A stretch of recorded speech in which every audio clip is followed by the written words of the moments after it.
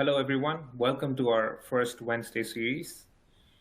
Today, we are going to be looking at five critical factors that are that are required to support your GMP compliance. Uh, at NSF, we've been running these series to help you understand the various aspects of GMP compliance, various aspects of remediation, and also all the critical aspects that are important to you in terms of helping you with the GMP compliance. Um, so, my name is Varun Venkatachalam. I'm a principal consultant at NSF. I'm part of the pharma and biotech consulting team, and I'm here to help you understand the the critical aspects that are important to you in terms of GMP, in terms of remediation, and these are things that we've seen from our experience working in remediation projects, helping clients overcome challenges with regulatory agencies, and helping our clients in getting through you know getting through getting through deficiencies that have been received from regulatory agencies. So, what is NSF? NSF is an independent, not-for-profit, non-governmental public health and safety organization. And our mission and focus have always been protecting and improving human health. So, to illustrate, NSF has been around for a long time. We specialize in a plethora of areas.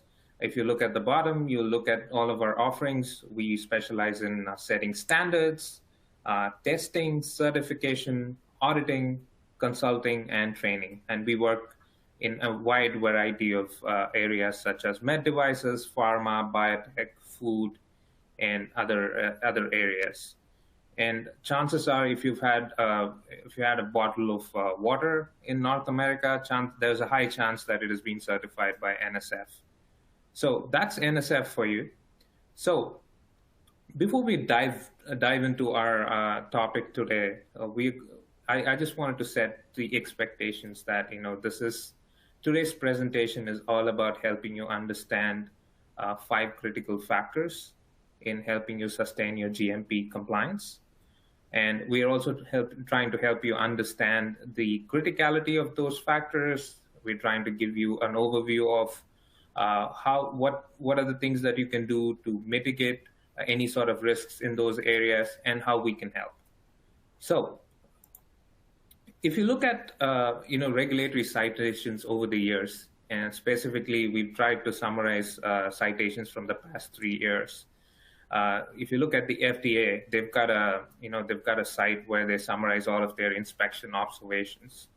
If you look at the last 3 years, that it's pretty consistent in terms of where the deviations are coming from. The deviations primarily pertain to quality systems, and when it comes to quality systems, the majority of those citations are pertain to standard operating procedures or the lack of it. The next most cited area is deviations management, pertaining to investigations and how firms handle non-conformances and corrective actions and so on. And the third most cited area is the laboratory, particularly around laboratory controls, testing, test methods, and also the documentation pertaining to laboratory. And if you look at the MHRA, MHRA had this report. They summarized their citations for the year 2019. And if you look at those, the illustration over here is based on the chapter reference. And again, these are consistent with what we found with the FDA citation analysis.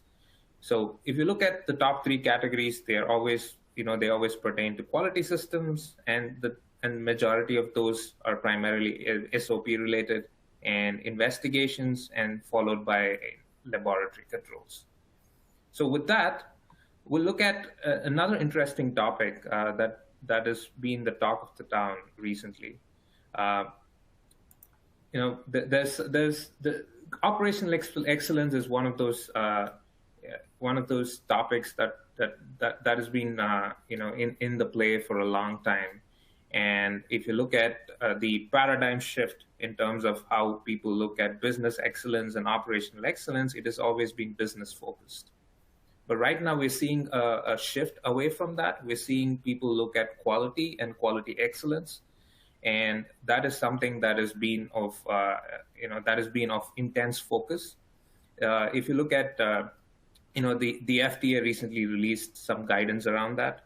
The 2019 U.S. Federal Drug Shortage Task Force, it was specifically constituted to look at the reasons and the causative factors behind drug shortages. And they concluded that 62% of all the shortages between 2013 and 2017 were attributed to manufacturing or product quality problems. And the report also found that that one of the root causes for this particular issue is that firms don't get recognized or rewarded for having a mature quality system. So right now, all of the firms, what they focus on is getting the bare basics right, getting all of their GMP compliances right, but there's not much focus on on improving those quality systems, improving the maturity of their quality systems. So that is one thing that the report found, that there's not enough recognition or a reward mechanism to help manufacturers scale up their quality excellence maturity. So with that, the US FDA has recently come out with a white paper. The Office of Product Quality, they've started piloting a quality management maturity rating system. And that is something that you will hear a lot about in the coming years. And what it essentially means is they're trying to come up with a rating system that helps people understand the maturity of the compliance framework of a particular firm. This could be suppliers, this could be business, this could be people trying to buy product from a firm, or this could also be beneficial for end customers as well, who know what they're buying, who understand the compliance framework or the maturity of the compliance framework of the firms that they're buying their drugs from. So with that, one of the things that we also wanted to touch upon was the maturity evolution, right? Now, with the FDA keenly looking at quality management maturity rating system, we wanted to help you understand that quality maturity is not something that is alien to all of us. It has always been there. It's just that all of the firms, and they're all at different stages, and one of the things that we routinely see during our remediation projects is that some firms lack the understanding or self-realization as to where they stand. So to help people understand, we've tried to illustrate the different stages of maturity when it comes to compliance. If you look at the illustration in front of you, we've got different stages. These are progressive in nature. And, you would usually start at the regressive stage where, greenfield facilities, they're just putting in their processes. They're in the qualification stage. So they're just bringing in the basic GXPs and, the GMPs and the GDPs. So at this point in time, it is pretty basic. Then they move up. Once they qualify and validate their processes, they move up to a sort of a reactive stage where they just there's a high level of unplanned work, and the basic compliance is in place, but there's a high level of unplanned events, specifically deviations. And this is a stage where there's a lot of firefighting, and it is a stage where the compliance framework is stress tested. After a point in time, firms, they do move up to another stage. We would like to call this the intermediate stage, where there's, the amount of unplanned events comes down. There is an equal ratio of planned and unplanned events, but there's still a lot of firefighting. And one of the things that people tend to, tend not to appreciate is the fact that, you know, firefighting, it causes a lot of undue stress on systems and also manpower. The amount of stress on manpower, especially resources that are directly involved in the compliance activities, is just really high when you're doing a lot of firefighting, and it is really not sustainable in the long run. And there is negligible or minimal room for systems or competency improvement initiatives when you're firefighting all the time. So, what do we do? So we've seen some firms that have come up with specific interventions that are either strategic or operational, and to try and break through to a much more sustainable stage. And we'd like to call it the proactive stage. So basically, in this stage, you've got low levels of unplanned events, and there's sort of an institutionalization of improvement activities. So the proactive stage is a stage where the sites at this stage are really ahead of the curve, and there's a higher probability that sites at this stage would end up adopting a lot of best practices, automation, automating your compliance, some of your compliance processes. And they also tend to attract the best talent, because the talent goes where there is a lot of learning opportunities, and they are also averse to firefighting all the time. So it is also a sort of a chicken and egg situation, right? If you're always firefighting, you would not be able to hold on to your best talent, because the best talent are always pushed to the front lines when you're firefighting, and that tends to wear them out, and they will eventually leave. And it's a vicious cycle, and it needs specific interventions, whether you could do it internally or whether you would need you could take the help of external consultants. You would need an intervention that would really help you with breaking through to the proactive and much more sustainable stage. So at the end, what we have the target stage, and this is sort of like the end target that most firms work for, and it is sort of an industry benchmark where you have a high level of planned events, a high level of improvement opportunities and improvement activities that are ongoing, and there's a low level of unplanned events. So that's sort of the target stage. So this is the maturity evolution that we normally see. And it is the primary takeaway from this slide is that it is very important for you to be self-aware as to where you stand and what you really need to get to the next stage. And quality excellence is not a luxury anymore. It is something that would be expected with what you're seeing with the quality management maturity rating system that is coming up. It would be pertinent for you to invest in improvement activities and strategic and operational initiatives aimed at improving your compliance levels. Okay, with that, I'll move on to the 5 factors that we were talking about. So if you look at the 5 factors, we've tried to identify the ones that are very critical. Again, this is kind of from the citation analysis and also from our experience working with a lot of our clients in the remediation space. If you look at factor 1, it's not a surprise. Getting the basics right. Getting your SOPs right, getting your documentation right is absolutely paramount for you to be able to achieve a sustainable compliance level. And the next factor is getting your deviation management process in place and having an effective process. The third factor is looking at human performance. And when we say human performance, we're not just looking at human errors. We're looking at human performance as a whole. And that is something that you need to be paying a lot of attention to.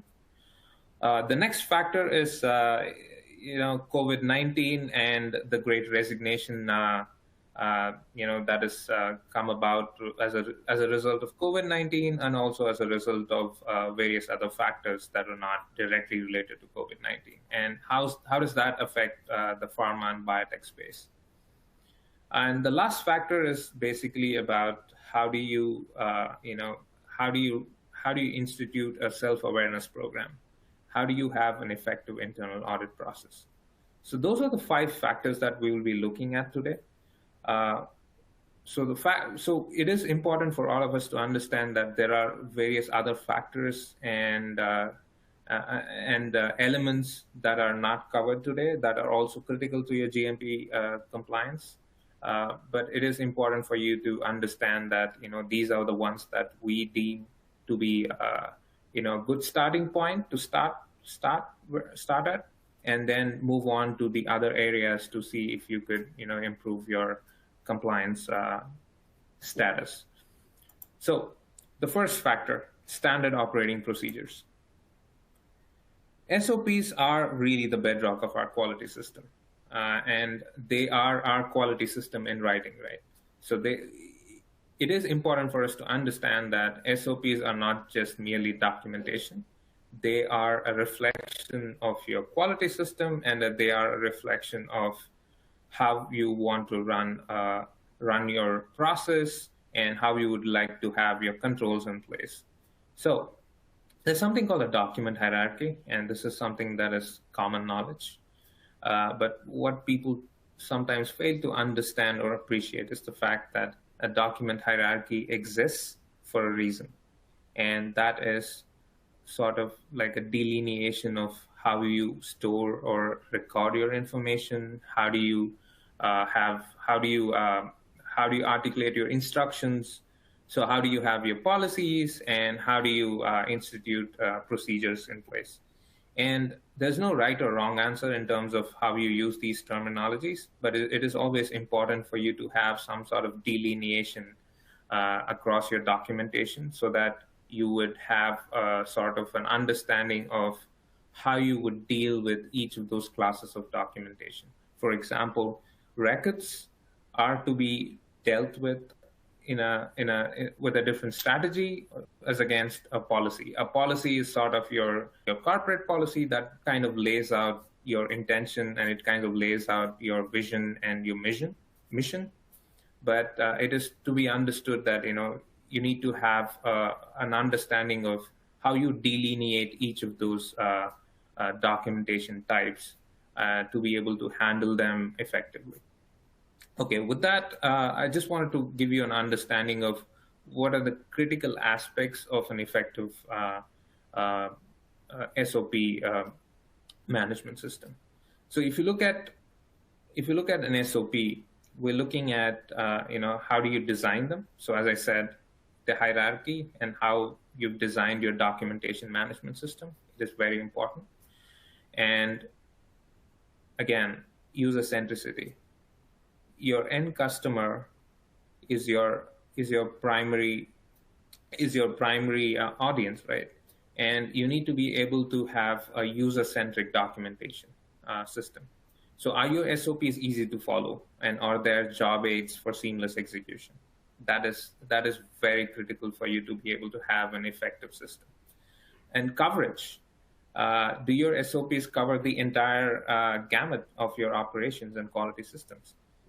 More often than not, what we see is the SOPs, they would cover the steady state process, but when something out of the ordinary happens or something breaks, when there's a deviation, there is a lack of detail in the SOPs as to what must one do when there is a deviation from a steady state process. And that is something that you need to keep in mind, that your SOPs are not just about the steady state process, it is also about understanding and articulating what do you do when things go wrong. And detail. Do you understand the right amount of detail that needs to go into your SOPs? Again, this goes back to the hierarchy. When you delineate your documentation system, you're able to identify and understand the level of detail that goes into each of these documentation types. So it is very important for you to have a hierarchy in as sort of like your base for your documentation system before you go about uh, uh, churning out SOPs. Uh, training. Training is it is very critical because that kind of translates your procedures into reality. What I mean by that is your training systems are the ones that help propagate the knowledge and information from your SOPs. So do you have the right sort of training system?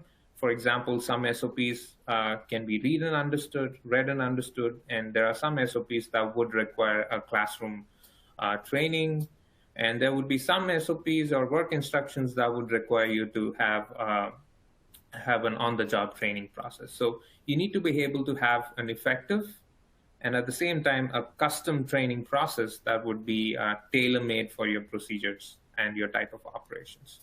The last but not the least factor is change management. Do you have an effective document change management system? How do your changes get reflected in the SOPs? Is it through a change control process? Is it effective? Are there gaps in your process where you'd have a kappa as part of a deviation process and that does not get integrated into your SOPs? Do these things happen? So you need to be aware of these risks in your change management process so that you have an effective documentation management system. Okay, with that, I'll move on to the next factor. The other critical factor that we end up, working a lot for, we work as NSF, we work in a lot of remediation projects, and a majority of those projects are directly or indirectly linked to deviations management. Now, deviations management, most people, when they look at deviations, they look at it as the malady, right? Sometimes they are also a symptom. They can also be a symptom of a deep-rooted systemic issue. And, as you can see on the illustration on the slide, there's something called the iceberg phenomenon, right? There's only the tip of the iceberg that is visible over the surface of the water, and there's a lot more that is concealed underneath the surface of the water. So the deviations are also sometimes like that, because your problem, what you see on the surface, is only a part of it, and there are a lot more contributing factors that are below the surface, and unless you have an effective deviation management process, you will not be able to identify any of those.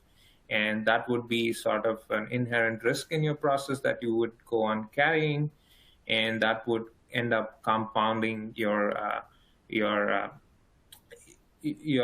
process risks and your challenges. I mean, the challenges that you face when you are in a steady state process. So there are usually more than one contributor factor. That's why we call them contributing factors, because root cause is not always a singular entity. And that is one of the most popular misconceptions out there, that root cause is a singular entity. It is not. It can be sometimes, but in most cases and more often than not, it is always, there are always multiple contributory factors. Unless you're able to identify those multiple contributing factors, you will not be able to arrest that issue and have an effective corrective or a preventive action. So deviations must always be investigated proportionate to their risk. And this is something that we see again and again in our projects is, how much what are the issues that you investigate? And what are the ones that you would not investigate and have an appropriate, risk assessment to be able to, state that we're not going to investigate this is acceptable risk, and we have mitigation and detection systems in place. So you need to have a fine balance. You need to be able to understand that not every issue needs to be investigated, but at the same time, if you're not investigating something, do you have controls and detection mechanisms in place to be able to mitigate the risk in first place? So that is a very important thing, because if you end up investigating every issue, you are again stressing your system, because you only have so many people in your in your investigation team. Because most of the firms that we see have a dedicated investigation team or a dedicated team within the quality organization that are responsible for investigations. And there's only so much bandwidth that's available when it comes to deviations. So it is very important for you to be able to understand how much you investigate and which ones you don't. And, the last thing that I wanted to say here in terms of the deviation process is, again, deviations cannot be solved from behind the desk. That is very, very important. Always go to where the action is. Always engage with people who are involved in the process. Have a multidisciplinary team. Get the SMEs in place, because investigations should not and cannot be solved behind the desk. So with that, I just wanted to say one last thing on the slide is that, it is important for us to understand the ownership of investigations. Now, we see a lot of clients that are moving towards an operational ownership model. Now, what I mean by that is when we have an investigation in a particular area, it is always, the responsibility of quality is they would raise a deviation and just sort of, push it over the fence for quality to handle the deviation. And this would eventually lead to delays because the folks in quality are not experts in that particular process. And they would end up having to rely on the user group to be able to articulate what the problem is and also to help understand what the impact is for that particular issue. Now, with the new mechanism that, some firms are moving towards, the operational ownership model where the user is responsible for all the deviations within their system, and quality would act as sort of a facilitator, a coach, and also provide oversight for the review and approval process. So that is something that, there are some firms that are piloting this process.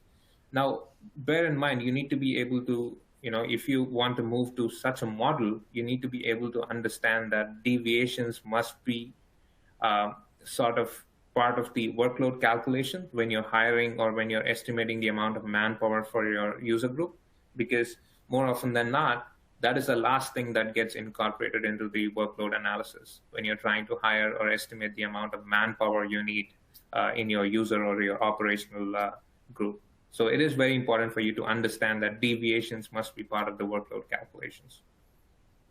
So the biggest takeaway here is we see that a deviation backlog can significantly compound your issues multifold, because, again, going back to the chicken and egg issue, right? You keep having deviations, your focus would be on the deviations and not on regular operations. And you would end up having a lot more deviations because you're focused on fixing the issues, and you don't have enough manpower or bandwidth to look at system improvement or to look at even day-to-day operations. And you end up having a lot more issues in the long run. So it is important for you to understand that your deviation management process should be effective to the extent that you don't have backlogs. Okay, with that, we just wanted to sort of articulate getting the basic framework that is needed for an effective deviation management process. Again, this is pretty basic in terms of the focus areas. And, we would like to articulate that it is important for you to have tick all of these boxes to be able to have an effective deviation management process.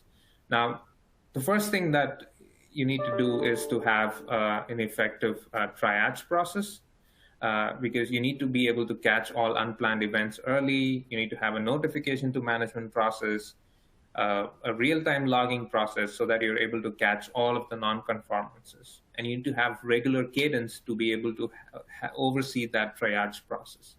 And then there's this classification mechanism where you need to classify your deviations. More often than not, we see a generic classification model where people have the critical, major, and minor classifications, but people are really not clear as to what they actually mean. And there's no consistent methodology to say that this deviation, a particular deviation, would be critical or it would be a major or a minor. So it is important for you to have your classifications right and also have those terminologies in place, and also train your people so that you're able to uh, they're able to assess the risk and also classify those deviations appropriately. And the other important aspect is risk assessments. It is important for you to have an effective risk assessment process. At the same time, when you perform a risk assessment, try and evaluate if you can have some sort of a repository, because a risk assessment is something that you can leverage again when you have a similar issue. So try and see if you could have a repository of your risk assessments so that that is linked to your deviations, and you don't have to keep reinventing the wheel again. And it really helps take off a lot of those helps with the workload of the investigator as well. And as I said in the previous slide, not all events require an investigation. And so it is very critical for you to have a triage and classification process to be able to identify events that do not require an investigation. The other important thing is investigation methodology and process. Now, everyone uses DMAC or the 6M process. But what we see lacking in most cases is the fact that there's no standardization. There's no consistent methodology that is used. And you need to be able to understand that your investigators need to be consistent with what they use, and everyone needs to have a standard understanding and understanding and appreciation of the investigation framework, so that you have a consistent deviation process. And how do you achieve that? You need to have standard tools. You need to have standard job aids. For example, if you have human errors, the first thing you do is you would have an interview, right? And more often than not, what we see is there's no standard interview template. There's no guidance. And interviews, in some cases, interviews are not taken, and in some cases, the questions are usually yes and no, that lead to yes and no answers. So it is important for you to have standard tools and job aids that would really help your investigators. And ownership, again, we've talked about this in the previous slide. It is about who owns these investigations. Do we have ownership and accountability from the user group, and that investigations are not just owned by the quality management process. It is also a responsibility of the user group. And the last thing is about competency. More often than not, what we see is investigations, it's a realm that most people are averse to, because of the fact that there's a lot of firefighting with deviations management, and there's a lot of there's deficiency in how you train your people, and it is important for you to have a qualified investigator pool that has its own incentives as well. Now, what I mean by incentives is you need to be able to reward and recognize people who are helping you fix your issues. So when you have a qualified investigator pool, you help them develop their competency, help them with certifications, so that you have a qualified investigator pool. And you have different roles within that pool, because an investigation process would require facilitators. When you have a critical investigation that has when you have people from different teams, you need someone facilitating that investigation. So you need to have facilitators, you need to have subject matter experts, you need to have technical writers. So you need to have a pool of qualified people that are incentivized, that are trained, and that are certified. And it is absolutely important for you to have this qualified pool to be able to have an effective deviation management process. So that's deviations management, and I'll move on to the next factor, which is human performance. As I said before, human performance is not just about human errors, and we need to be able to understand that human performance is the biggest variable in a heavily regulated industry such as ours. So It is important for us to have a deeper understanding of how humans operate and react. And at a strategic level, you need to be able to have a human centric operating model. Now, what I mean by that is, if you look at the illustration on your slide, you have the operating model and you have an operating environment. An operating model is the design of your system. Basically, do you have the right people in the right place, competency mapping? Do you have empowered teams? Do you have training? Do you have rewards and recognition? Do you have a system in place that would help, people succeed in their roles? And the other thing is about the process. When you have the operating model in place, it is also important for you to have the right operating environment. The ways of working. Do you have the right ways of working that would help people perform better? Do you have a user-centric design? Do you have automation in place that would help reduce the workload? Now, one of the things that we see with human errors is human errors are usually a function of a difficult or inefficient operating environment. If you have people doing the same tasks over and over again, and there's a lot of transcription, there's a lot of changes in the process, that's when you see a lot of potential for human errors. And it is important for you to have an operating environment that helps mitigate those risks with human errors. So a user-friendly operating environment can really, really help you when it comes to mitigating systemic errors.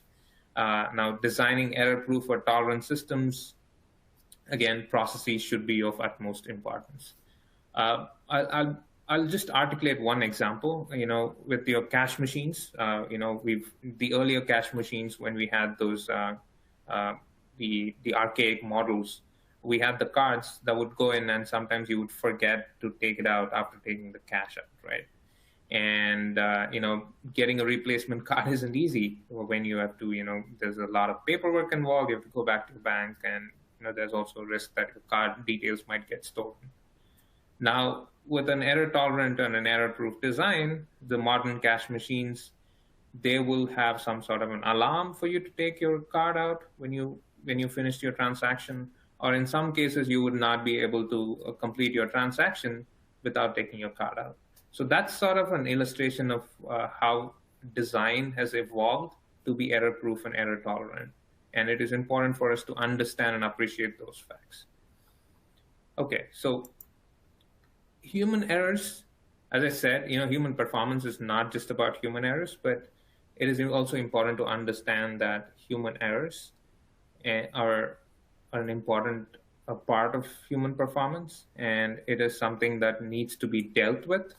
And it is something that needs to have a specific focus, because more often than not, when we see investigations that conclude human error as a root cause, they would never go beyond just the surface.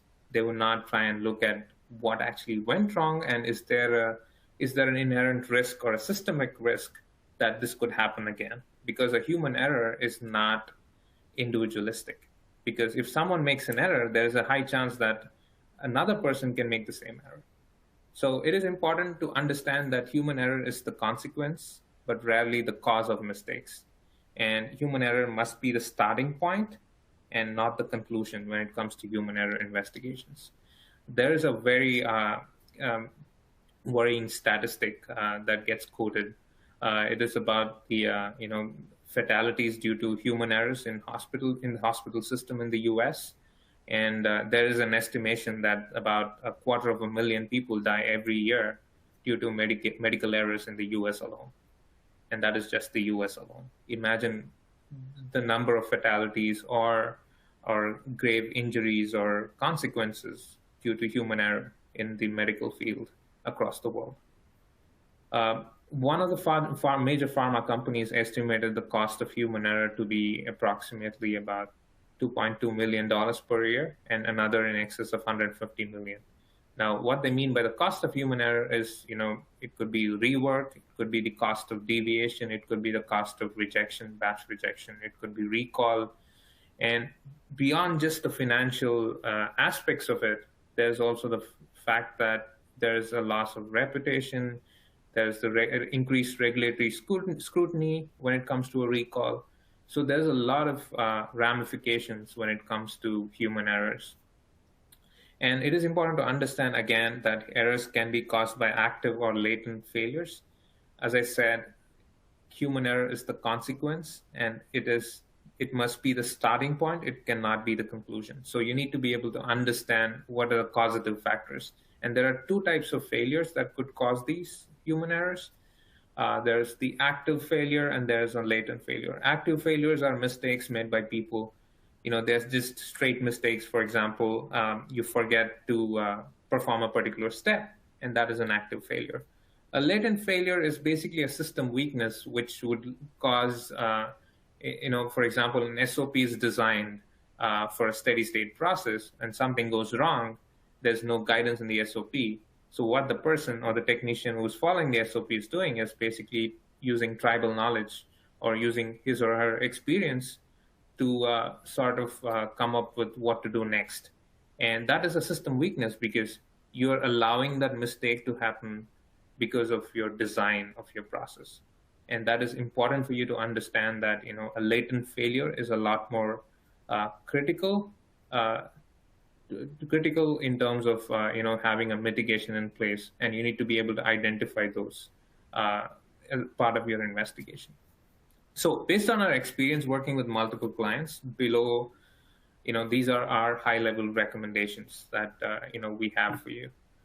So always focus on looking for the error chain, identify the true root cause, always identify the true root cause, and hunt down the latent system errors. As I said earlier, it is always the latent failures that are incredibly difficult to spot and are difficult to fix. And it is important for you to identify those. Always use FMEA or any sort of risk assessment techniques so that you're able to try and mitigate those risks that are identified during your investigation. During the design phase, you can always ask what can go wrong and engineer it out. So when you are designing a process, when you're designing a particular procedure, try and look at it from a human performance angle and see what could go wrong. And that is very important for you to have an error tolerant or an error proof design.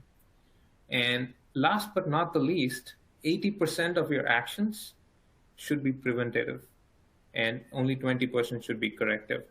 Now, that is very important for you because when it comes to human performance, as I said, it is not about the individual, and it could be, it is something that is a potential risk, and that could occur to anyone. So it is important for you to have, your preventive actions in place. And, if you have a lot more corrective actions and preventive actions, it would be firefighting. You're just correcting, you're doing spot fixes, you're not fixing your systemic issues, and you would end up having a lot of recurrences and, and as a result, a lot of firefighting. So it is important for you to be able to understand that. So human errors and human performance is very important, and not just from a deviation management perspective. It is also very important for you from a documentation perspective, from a process design perspective. And you need to be able to appreciate the fact that human performance is your biggest variable, and it needs to be a critical aspect for you, a critical design element for you when you're looking to come up with new process or documentation. Okay, so with that, I'll move to the next factor, staff shortages. Now, this is a recent phenomenon, and with COVID, with the pandemic, it is sort of it has compounded the staffing shortages that are in place. There's this great term that is being used a lot is it's the Great Resignation. According to the U.S. Bureau of Labor Statistics, over 47 million Americans quit their jobs in the 3 months from April, May, June, and July. And this is the statistic at the end of July 2021. They said about 47 million Americans quit their job. And another reason when we try to do a deep dive into why people are quitting their jobs is, we looked at a survey by a job seeker survey, and one of the key findings was that 35% of workers have declined or declined a job offer that would require them to work full time on location or in an office. And when searching for a new job, 24% said that work-life balance was the biggest factor when it came to whether they accepted or rejected a job. So the pandemic has changed the mindset of people, and people are realizing, that they're realizing the fact that it is important for them to have a better work-life balance, spend more time with family, have benefits that are specific to their well-being. So it is important for us to be able to appreciate all of these facts. And a recent Pew survey, a research survey, found that 65% of the workers reported feeling uncomfortable coming back to office, and 57% chose to work from home because of COVID. So the risk of contracting an illness has sort of magnified with the pandemic, and people are averse to going back to the offices. They're averse to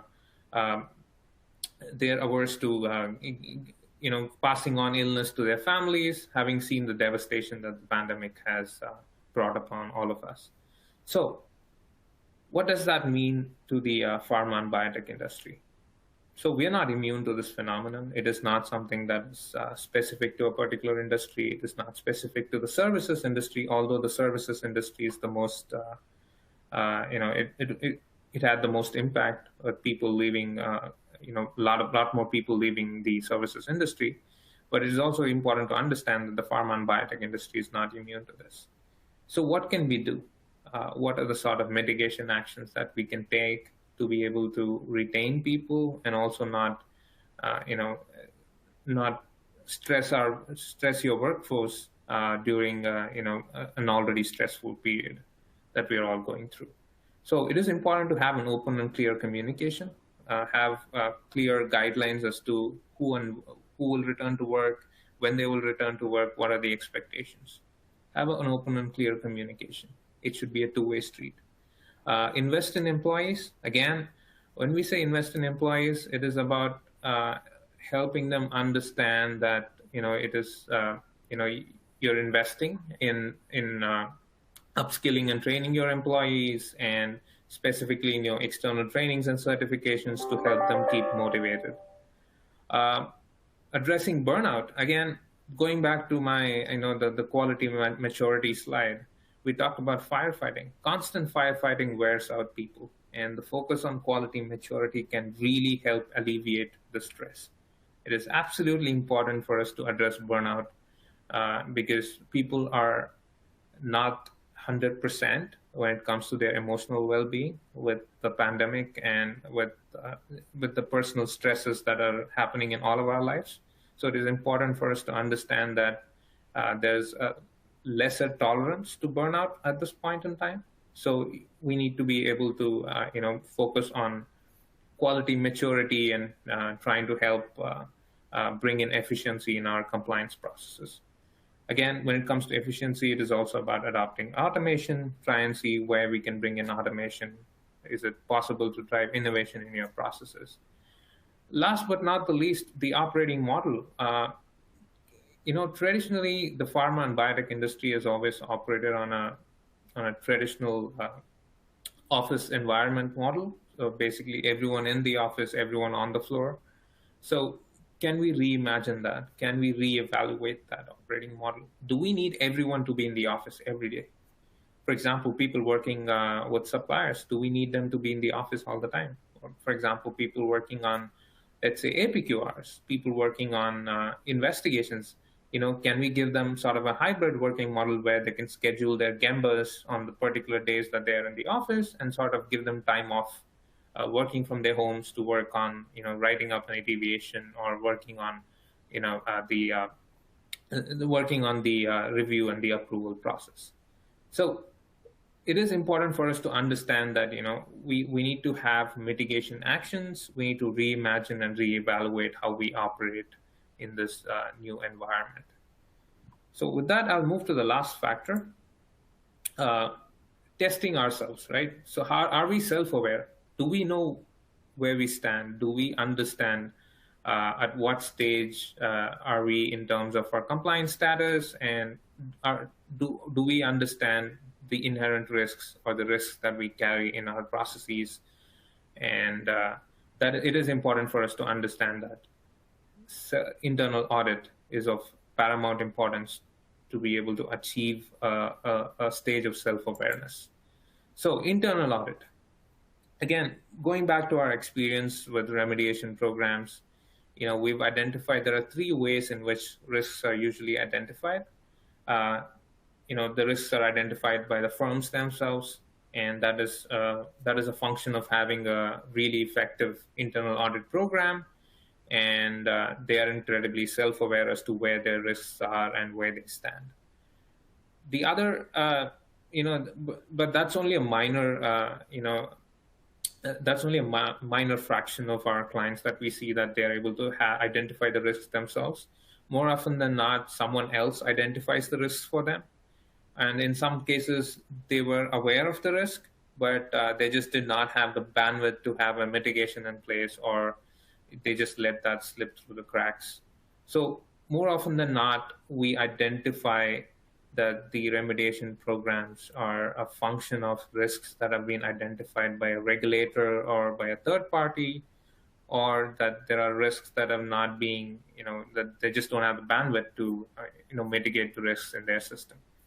So it is important, absolutely important for us to understand that you are your toughest critic. So it is important to have a very effective internal audit program, and it is a major tenet in the continuous improvement cycle. It is important for you that your internal audit program is run by professionals within your organization that are trained and that are capable of performing an effective audit. And the internal audit system would act as sort of a system performance review, and it would also help with the quality maturity model that we were talking about. The fact that you're self-aware and the fact that you understand what are the initiatives or improvements that need to be brought in to be able to move to the next stage is very important for you, and that would be a function of an effective internal audit process. And having a benchmarking process, again, what we see is there are some functions within the same firm that have a much more effective process in place, and there are some that may not have an effective process. How can they learn from each of them? They're operating in the same environment. What's different? Is it a function of talent? Is it a function of bandwidth? Or is it a function of not having the right amount of manpower? So those are things that can be fixed internally. And again, that is a function of having an effective internal audit program. And it is also pertinent that the internal audit program helps you collect and retain needed evidence. For example, when you run an audit, when you audit your inspection, your self-inspection program, or when your retains inspection program, you are aware of the kind of documentation that exists, and you are aware of the risks that exist with your annual inspection, your retain inspection program. And that is a small example, right? So that your internal audit program is already stress testing them, and it is also telling them what the risks are, what the inherent risks are, and you're aware of what corrective actions need to be taken before a regulatory agency walks in. So the bottom line here is having an effective internal program is very, very important for you. It kind of rounds off the list of 5 critical factors that we articulated today in order to achieve an effective in order to achieve an effective compliance status. Okay, so with that, I come to an end with that brings us to an end the presentation. I would like to bring your attention to the upcoming pharma webinars that we are hosting as NSF. Lynn Byers will finish the remediation series with a case study of a recent remediation project with a client that had their license suspended. It is a very important case study, and it would be really helpful for anyone out there who are in a similar situation with regulatory agencies. And then in July, my colleague Sanjay Shedkar will be joining us for an India-specific pharma market update. He would be looking at the state of the pharma sector in India in 2022. So make sure you book in for both of these great webinars, and these would be incredibly informative for you. And we'll also be able to help you understand what you need to be able to achieve mature compliance status. So our team of ex-regulators are always around. As I said, NSF has been around for a long time. We've got an incredible bunch of ex-regulators and industry experts who've seen it all, who've worked with, who've worked across the wide spectrum of the pharma and biotech space and also med devices. So, don't forget that we are here to help with any of the issues that you have regarding with any of these factors that we discussed today. And we are always just a call away or an email away. So speak to us. We are always there for you to help you mitigate any risks or help you move up the quality maturity ladder. Thank you.